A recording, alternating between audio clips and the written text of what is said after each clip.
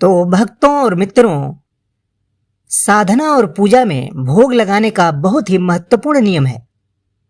यदि आप गलत ढंग से भगवान को भोग लगाते हैं तो लाभ की जगह नुकसान होता है। तो चलिए भगवान को भोग लगाने का सही तरीका जानते हैं। पहला तरीका, कई लोग भोग लगाने का महत्व और इसके नियम पूरी तरह से नहीं जानते हैं, इसलिए यह जानना जरूरी है कि भगवान को अर्पित किए जा रहे भोग को लेकर सही नियम क्या है। माना जाता है कि नियमों का पालन करके ही आपका भोग स्वीकार्य स्थिति में आएगा और भगवान प्रसन्न होंगे। कई बार अनजाने में भोग लगाते वक्त ऐसी गलतियां हो जाती हैं कि भोग का फल व्यर्थ चला जाता है। धार्मिक शास्त्रों के अनुसार भगवान को भोग लगाने वाले व्यंजन सात्विक और शुद्ध घी में बने होने चाहिए। इस बात का ध्यान रखें कि भगवान को भोग लगाने के बाद उसे तुरंत नहीं हटाना चाहिए। इससे भोग भगवान को लगा हुआ नहीं माना जाता है। भोग को कुछ समय के लिए भगवान के चरणों में ही रखें। भोग लगाने का सही समय भगवान की पूजा समाप्त होने के बाद होता है। तब आप अपनी इच्छानुसार मिश्री, चिरौंजी, ड्राई फ्रूट, मिठाई, खीर जैसी चीजों का भोग लगा सकते हैं। वहीं घर में जब भोजन बने तो उसका भोग भी आपको लगाना चाहिए। अगली जो जानकारी है, भगवान को कभी भी जूठा भोग नहीं लगाना चाहिए। आप अपने स्वच्छ हाथों से भगवान को ताजे खाने का ही भोग लगाएं। इस बात का भी ध्यान रखें कि भोग लगाने से पहले परिवार का कोई भी सदस्य खाना न खाए।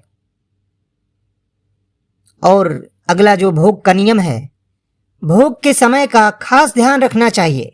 जिस वक्त पूजा कर रहे हैं उस वक्त भोग लगाना चाहिए। इसके लिए घर के सभी लोगों को साथ होना चाहिए। भोग लगाने के बाद भगवान के सामने कुछ देर तक उस भोग को रखें और फिर पूजा के बाद सभी लोगों में बांट दें। भगवान को भोग हमेशा सच्चे मन से लगाना चाहिए। इसमें कोई लापरवाही या आलस नहीं करना चाहिए। गुस्से वाले मन से भी भगवान को भोग नहीं लगाना है। शांत और प्यार भरे मन के साथ ही ईश्वर के सामने प्रसाद और भोग को रखना चाहिए। भगवान को भोग कभी भी जमीन पर नहीं चढ़ाना चाहिए। प्रसाद हमेशा पीतल या चांदी से बने पात्र में रखकर ही अर्पित करें। प्रसाद के साथ जल का लोटा भी जरूर रखें। अगला जो भोग का महत्वपूर्ण नियम है, भोग लगाने के बाद उसे परिवार के सभी सदस्यों में बांट देना चाहिए। इसे व्यर्थ नहीं जाने देना चाहिए। आप चाहें तो आस पड़ोस के लोगों में भी जरूरतमंद को भी बचा हुआ प्रसाद या भोग दे सकते हैं। इसे फेंकने की भूल कदापि न करें। अगला जो भोग का नियम है, भगवान के लिए भोग बनाते समय एक बात का ध्यान रखें कि अलग अलग देवी देवताओं को कुछ चीजें अर्पित करने की मनाही होती है। जैसे भगवान भोलेनाथ, गणेश जी की पूजा में तुलसी नहीं चढ़ाई जाती है, तो ऐसी और बातों का ध्यान रखना होता है। अगला भोग का नियम, पूजा के बाद प्रसाद यानी भोग को ज्यादा से ज्यादा लोगों में बांटना चाहिए।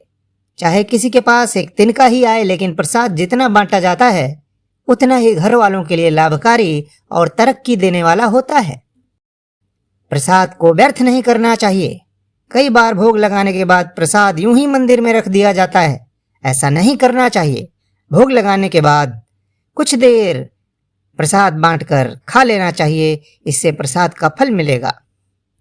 तो भोग के ये कुछ महत्वपूर्ण नियम थे जिन्हें अपनाकर आप प्रभु का जो आशीर्वाद है उसे प्राप्त कर सकते हैं। और इस तरह के और वीडियो पाना चाहते हैं तो अपने इस चैनल कारगर अल्फाज को लाइक, शेयर, सब्सक्राइब जरूर करिए।